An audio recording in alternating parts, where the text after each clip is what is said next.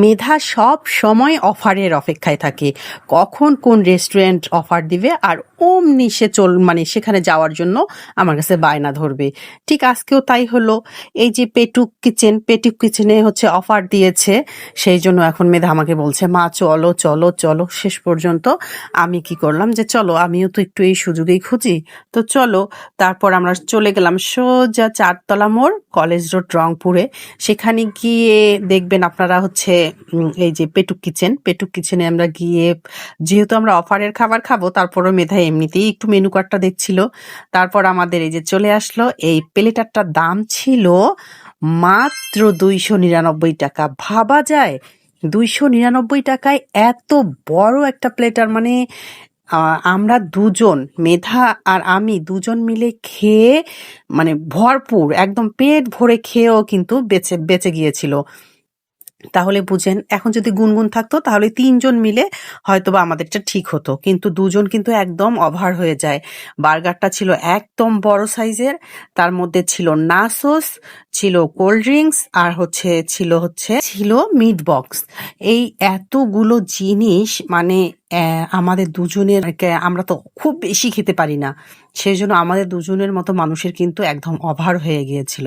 এই যে নাসোসটা দেখেন, খেতে কিন্তু অনেক মুচমুচে ছিল, কিন্তু একটা জিনিস কি, উপরের গুলোতে ছিল আর কি, চিকেন ছিল না নাসোসে।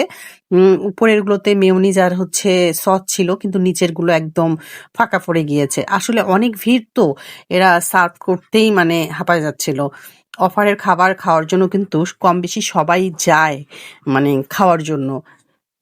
অনেকেই তো দেখছি একদম পার্সেল নিচ্ছে, খাচ্ছে আবার পার্সেল নিচ্ছে। এটা কিন্তু অনেক বড় একটা অফার ছিল। মানে 299 টাকায় কিন্তু এতগুলো খাবার দেবে না, আর বিগ সাইজ বার্গার, ছোট বার্গারও না। একটা বার্গারের দামই তো অনেক। সেই জন্য মানে আমরা একদম খেয়ে আর পাচ্ছি না। এই মিট বক্সটা কিন্তু একটু ঝাল ছিল। মেধা তো খেয়ে একদম হাঁপায় গিয়েছে, যে আর খেতে পাচ্ছে না। শেষে আমি খেলাম, মিট বক্সটা পুরো আমি খেয়ে নিলাম। এখন এই যে বার্গারটা দেখাবো আপনাদেরকে।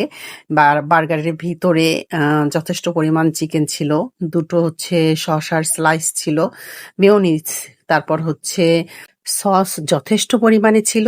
মানে সব মিলিয়ে কিন্তু অনেক ভালো ছিল। মেধা তো এভাবে বার্গার কামড় দেয়, আমি তো পারি না। আমার অত বড় কেন জানি হয় না। আমি তারপর হচ্ছে মেধার আগে খাওয়া দেখলাম, খাওয়া দেখার পর এখন আমি এটা খেতে পাচ্ছি না, আশেপাশের লোকজন ছিল। এখন আমি ভাবছি যে এটা আমি কি করে এই মানুষগুলোর সামনে খাবো। এই যে আমারটাও আমি আপনাদেরকে দেখাচ্ছি, দেখেন ভিতরে কিন্তু যথেষ্ট পরিমাণ চিকেন আছে, দুটো শসার স্লাইস আছে, বোঝা যাচ্ছে কিনা জানি না। সব মিলিয়ে আর কি খুব সুন্দর ছিল, আর বানটাও মানে অনেকই ছিল, সফট ছিল আর কি, খুব সুন্দর ছিল। আর আমি তো শেষে কি করলাম, আর কতক্ষণ অপেক্ষা করব, শেষ পর্যন্ত আমি এই যে আমার মতো করে খাওয়া শুরু করে দিলাম। এখন মেধা তো হাসছে, মা এভাবে মানুষের সামনে তুমি খাও কেন? এই যে ওটা দেখাই দিচ্ছে যে এভাবে খাও।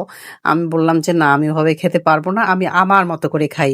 যাই হোক, খাওয়া শেষ করে আমরা চলে যাচ্ছি। আপনারাও কিন্তু ইচ্ছে করলে যেতে পারেন সেখানে খাওয়ার জন্য। সবাই ভালো থেকো, সুস্থ থেকো। আজকের মতো এ পর্যন্তই। আল্লাহ হাফেজ।